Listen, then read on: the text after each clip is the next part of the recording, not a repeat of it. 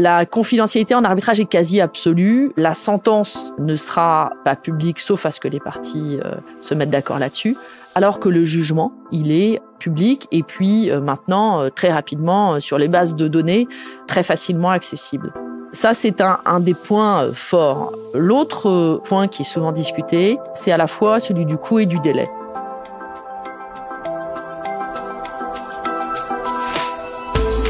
Bienvenue à On the Legal Side, le podcast qui décrypte les enjeux juridiques des entreprises. Je m'appelle Philippe Durand, je suis avocat associé chez Auguste Debouzy.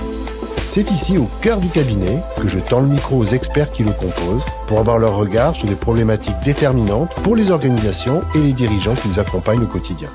Bonne écoute! Ce n'est pas la loi qu'il faut craindre, mais le juge. Comment ne pas goûter le ton un brin provocateur de ce proverbe russe qui en même temps promeut si bien la justice arbitrale?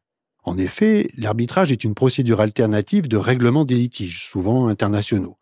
Au lieu de se dérouler devant un tribunal national, l'arbitrage est conduit devant des arbitres privés qui sont précisément choisis par les parties au procès. C'est ce qu'on appelle une forme de justice privée ou contractuelle. Mais faut-il voir alors dans cette forme de justice une panacée et balayer d'un revers de la main la justice dite étatique? Les choses sont un peu plus compliquées. C'est Marie Danis que j'ai choisi d'accueillir à mon micro pour nous éclairer sur ce choix entre le juge arbitral et le juge étatique. À moins qu'il n'existe aussi une autre voie médiane. Marie est l'une de mes associées au sein de notre équipe contentieux arbitrage droit pénal des affaires.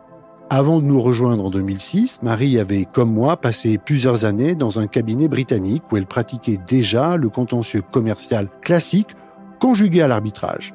Toujours concentrée sur la même pratique aujourd'hui, Marie est souvent conduite par ailleurs à conseiller ses clients en matière précontentieuse, négociations entre actionnaires, divorce d'entreprise ou encore stratégie d'évitement du risque. Ce qui frappe chez cette femme lorsqu'on la croise dans nos couloirs, c'est la vitesse, c'est son énergie. Et ce n'est pas par hasard que ses passions tournent autour de la glisse ou de la vitesse, surf, ski, équitation.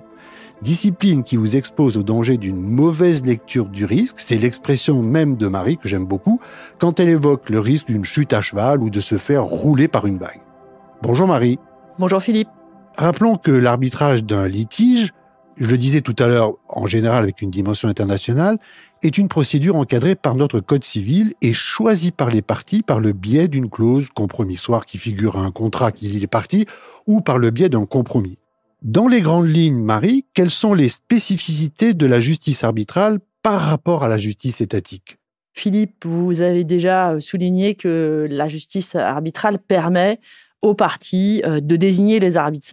On peut chercher des compétences, notamment techniques, au-delà de l'indépendance parfaite qui est recherchée dans la personne de l'arbitre. Au-delà de ça, il y a une justice qui permet une confidentialité absolue des débats, ce qui est également un des éléments, notamment quand il y a des questions de secret de fabrique, par exemple, qui est recherché. Marie, tu évoquais d'emblée la faculté pour les parties de choisir leur juge. Comment se passe ce choix, cette sélection, d'une manière générale, au sein du procès arbitral? De manière générale, ce sont les parties qui désignent les arbitres. Il y a deux exceptions à ça, des hypothèses notamment d'arbitrage multipartite dans lesquelles l'institution d'arbitrage va désigner l'ensemble des arbitres au lieu et place des parties. Il y a également un cas quand les parties ne se mettent pas d'accord pour la désignation, par exemple, du président du tribunal arbitral. L'institution d'arbitrage ou le juge judiciaire peut prendre le relais, juge judiciaire qu'on appelle alors juge d'appui. Dans ce cas-là, effectivement, les parties ne vont pas elles-mêmes choisir les arbitres. Dans toutes les autres hypothèses, les parties ont la faculté de désigner un arbitre. Cet arbitre devra délivrer une déclaration d'impartialité et d'indépendance. Donc c'est bien uniquement à la condition que cet arbitre soit en faculté de délivrer cette déclaration d'indépendance et que cette déclaration d'indépendance ne révèle pas des éléments qui donneraient lieu à des objections valables de la part des autres parties au litige arbitral. Donc, libre choix des parties, mais c'est pas non plus, pour parler trivialement, freestyle. Hein. Je voulais revenir, Marie, sur le concept de confidentialité que tu as également et toi-même spontanément évoqué au début de ton propos.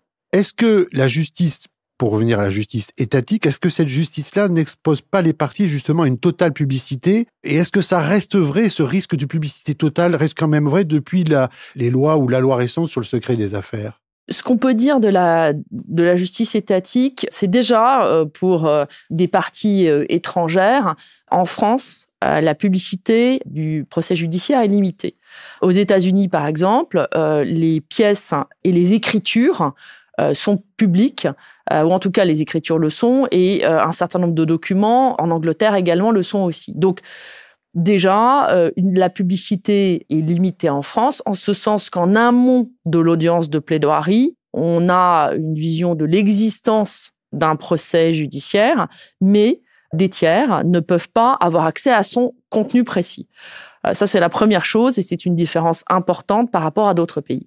La deuxième chose, c'est que pour notamment protéger le secret des affaires, pour protéger la confidentialité des échanges ou même quelquefois le secret professionnel, les juges judiciaires ont mis en place toute une série de mesures qui permettent à la fois aux parties de largement s'exprimer sur le fond du dossier, et donc aux juges de juger, mais également de préserver cette confidentialité par la production de documents qui sont caviardés, par exemple, ou par l'instauration de ce qu'on appelle de cercles de confidentialité, qui est aussi un outil à la disposition des parties et du juge pour éviter la divulgation d'informations sensibles ou confidentielles. Donc en fait, je le comprends bien, c'est pas si manichéen que ça entre les deux systèmes de justice.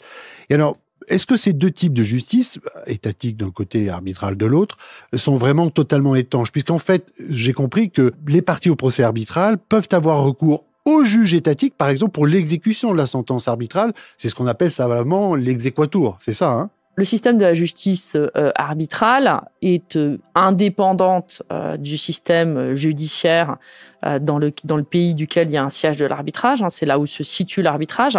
Néanmoins, il peut y avoir un recours à la justice étatique en amont de l'arbitrage. Typiquement, la recherche de preuves et l'activation de l'article 145 du CPC permet d'aller collecter via le juge judiciaire, avant tout procès arbitral des pièces. Pendant l'arbitrage, notamment au moment de la constitution du tribunal arbitral, le juge étatique peut servir pour aider les parties à désigner les arbitres. Et puis effectivement, Philippe, les parties peuvent s'affronter une fois que la sentence est rendue, soit sur des questions d'exécution de la sentence, comme tu l'as dit, soit même, ils peuvent faire ce qu'on appelle un recours en annulation. En France, c'est devant la Cour d'appel de Paris, devant la Chambre internationale, pour demander l'annulation de la sentence. Donc, effectivement, le juge judiciaire a des voies d'expression tout au long du processus arbitral.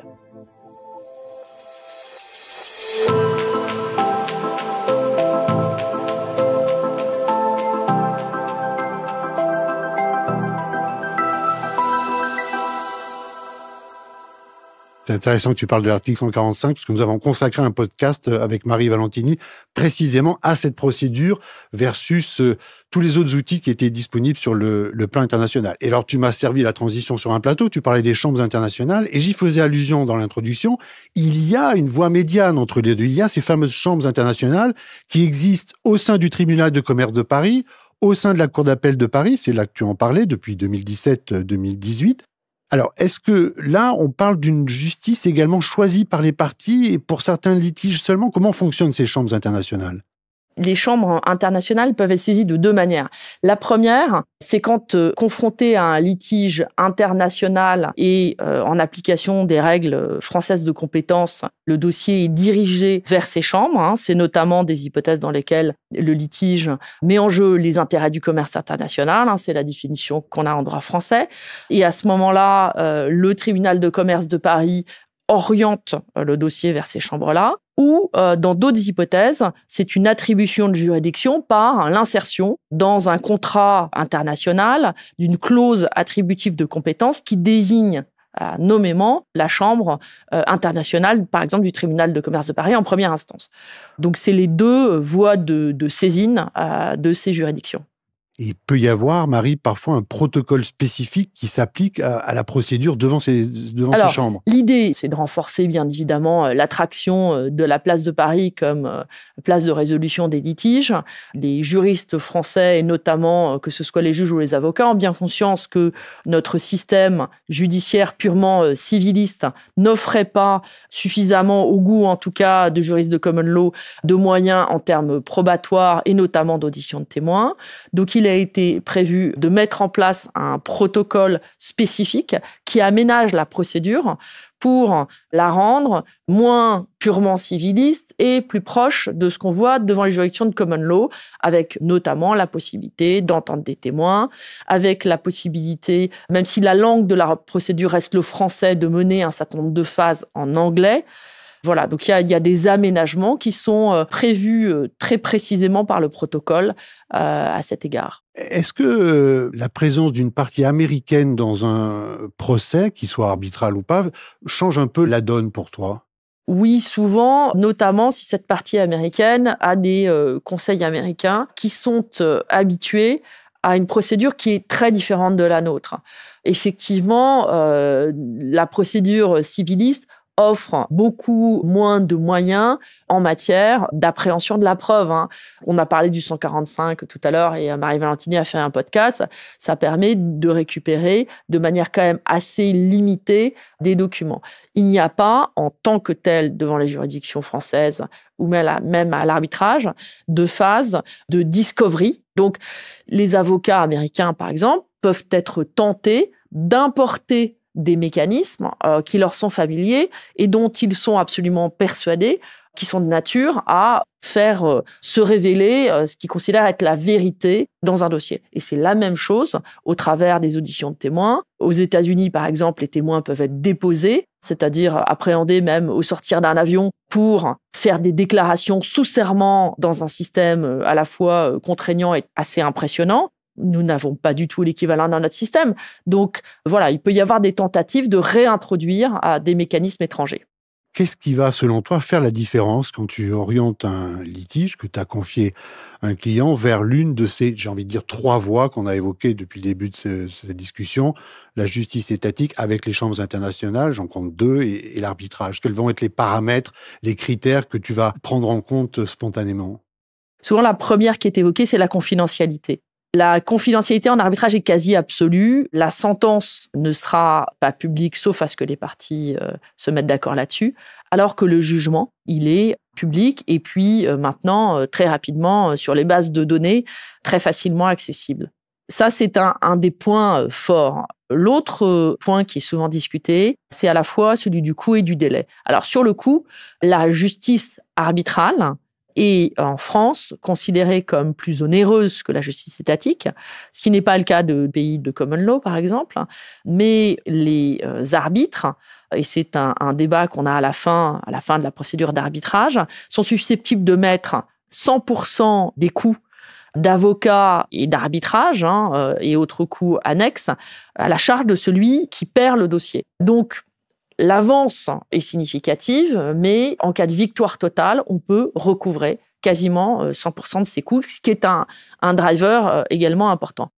Marie, tu disais coût et délai. Alors, qu'en est-il en matière de délai de procédure et de maîtrise du temps? En termes de délai, la justice arbitrale est un système dans lequel, dans quasiment tous les cas, on va renoncer à la voie de l'appel. En renonçant à la voie de l'appel, on a une procédure qui va durer en moyenne 18 à 24 mois pour avoir une sentence qui ensuite ne peut faire l'objet que d'un recours en annulation, ce qui n'est pas loin, en fait, techniquement, d'un pourvoi, c'est-à-dire sans revue au fond du dossier. Dernier élément, les parties peuvent avoir envie d'avoir des arbitres qui ont des capacités techniques très spécifiques et très rares dans des domaines dans lesquels ils considèrent que tel ou tel élément de malfaçon ne peut être valablement jugé que par des gens qui ont une vision extrêmement précise et qui ont un background d'ingénieur, par exemple. Merci Marie. Merci Philippe. Merci à toi pour cet échange précieux qui permet d'aborder plus aisément la question du choix entre ces procédures contentieuses que nous avons évoquées. Tout n'a pu être évoqué pendant cet entretien, mais nous avons au moins les paramètres clés entre les mains. Le coût de la procédure et la flexibilité, la confidentialité, tu en as beaucoup parlé, la place des témoins et des experts, la maîtrise du temps, la technicité du litige, tu y faisais allusion à l'instant. On pourrait aussi y ajouter les degrés de juridiction que l'on souhaite se ménager pour ne citer que les principaux. Et c'est à l'aune de ces paramètres que les parties à un procès pourront finalement, et dans une certaine mesure, choisir leur juge, en s'appuyant bien sûr sur la stratégie et les conseils définis et prodigués par leurs avocats.